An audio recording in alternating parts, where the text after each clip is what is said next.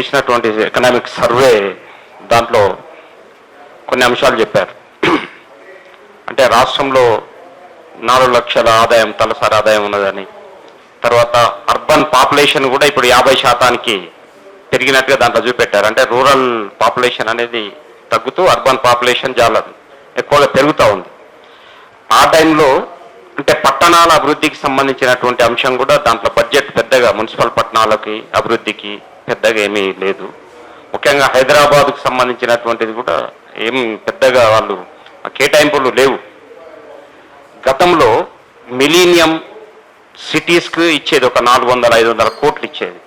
ఇప్పుడు ఆ 400-500 కోట్లు అనేది కూడా లేదు, ఎత్తేసి ఇప్పుడు ఫ్యూచర్ సిటీ అనే పేరుతోటి దానికి ఒక 300 కోట్లు కేటాయించారు. అంటే హైదరాబాద్కు రావాల్సినటువంటిది దాన్ని అటు డైవర్ట్ చేసినటువంటి స్థితి ఉంది. అందుకని ఈ బడ్జెట్కు సంబంధించినటువంటి దాంట్లో పట్టణాల అభివృద్ధి గురించి పెద్దగా పట్టించుకున్నది లేదు.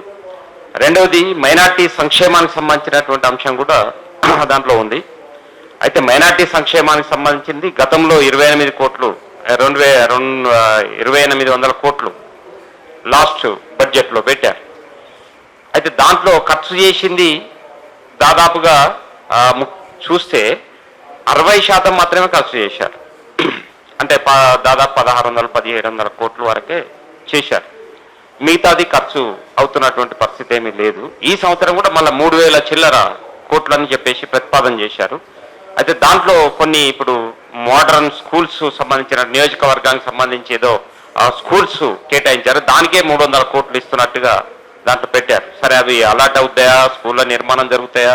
ఇప్పటికే మైనార్టీ రెసిడెన్షియల్ స్కూల్స్ ఉన్నాయి, వాటికి సొంత భవనాలు లేవు, కిరాయిలలో ఉంటా ఉన్నారు. దానికేమి కేటాయింపులు జరపలేదు.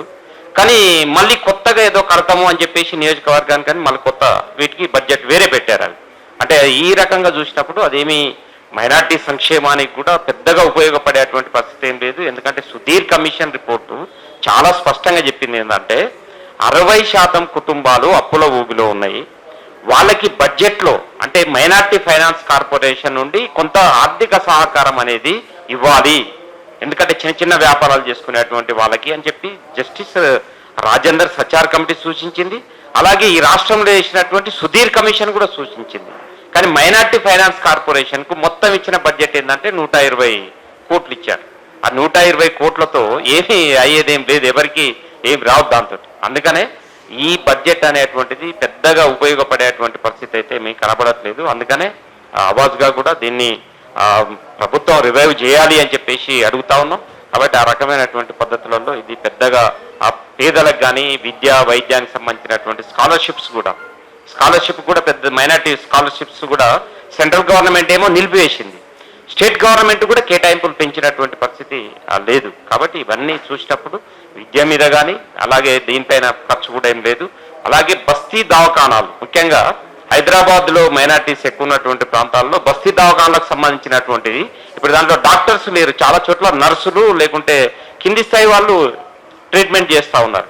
మరి దానికి ఆ బస్తీ దవాఖానాలను మెరుగుపరచడానికి దాంట్లో రిక్రూట్మెంట్ కోసం అలాగే దాంట్లో ఫెసిలిటీస్ పెంచడం కోసం ఏమి పెద్దగా ఆ ప్రతిపాదనలు కానీ అలాంటివి లేవు హెల్త్ బడ్జెట్లో కూడా. కాబట్టి ఇలాంటి అన్ని అంశాలని ప్రభుత్వం దృష్టికి తీసుకురావడం కోసం ప్రయత్నం చేయాలి. అది సిపిఎం పార్టీకి కూడా అలాంటి ప్రయత్నం చేస్తే మంచిది. వాళ్ళని కూడా అట్లా ఆ పార్టీ నుంచి ఒక లెటర్ లాంటివి రాయడం మంచిది అనేది నాకు ఉన్నటువంటి అభిప్రాయం. Okay, thank you.